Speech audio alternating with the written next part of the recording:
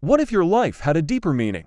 What if you weren't just surviving, reacting, or repeating patterns, but instead living out a sacred blueprint your soul agreed upon long before you were born? This is the mystery of Dharma, an ancient concept that transcends religion, philosophy, and culture.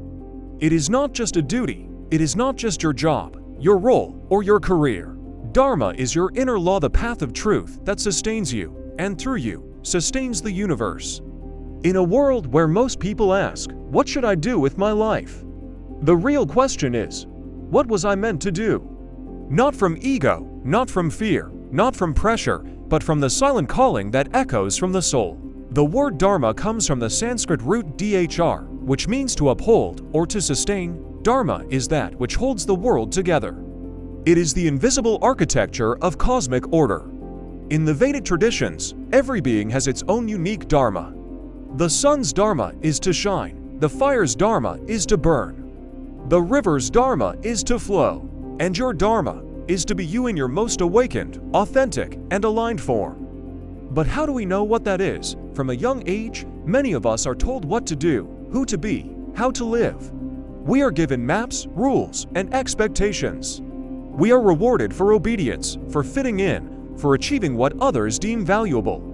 But Dharma is not found in the outer world. Dharma is an inner compass. It speaks in whispers, not in shouts, and to hear it, you must become still. Dharma is not about performance, it's about alignment. It's the sacred balance between your inner truth and the flow of the greater cosmos. In the Bhagavad Gita, one of the most revered spiritual texts of India, Lord Krishna tells Arjuna, "It is better to fail in one's own Dharma than to succeed in the Dharma of another."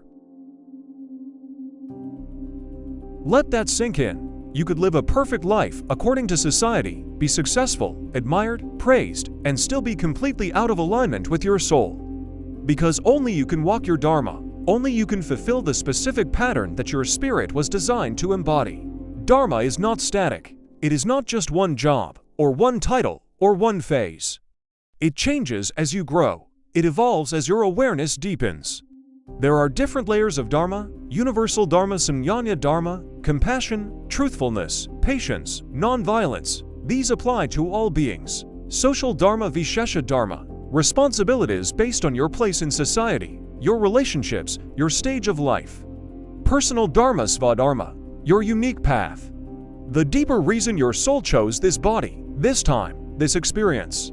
And it is the Svadharma, the personal Dharma, that holds the greatest power. It is the soul's true trajectory. You may feel it as a quiet calling, an urge to create, to heal, to teach, to protect, to build. It may not make sense to others, it may not be lucrative, glamorous, or even practical. But it feels right in the marrow of your being.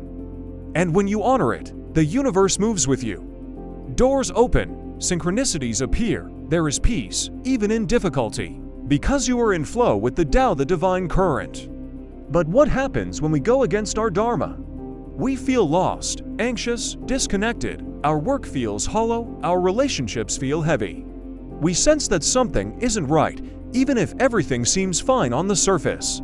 This is not punishment, it's a spiritual signal. Dharma doesn't scream, it waits. And when you pause, listen, and realign, the light returns. Following Dharma doesn't mean life becomes easy.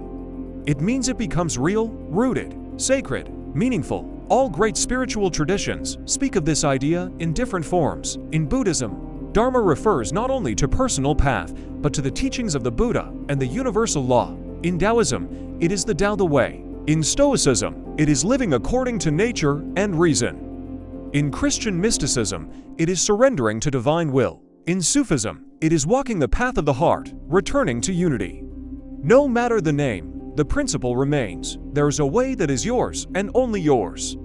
And when you walk it, you bring harmony not only to yourself, but to the whole. So how do you discover your Dharma? Not by overthinking, not by copying others, but by observing where your joy, curiosity, and service intersect. Ask yourself, what brings me deep fulfillment, even when no one is watching? What injustice or suffering stirs me to act? What would I still do, even if I didn't get paid? What am I naturally gifted at that uplifts others? The answers may not be instant, but when you ask with sincerity, life responds.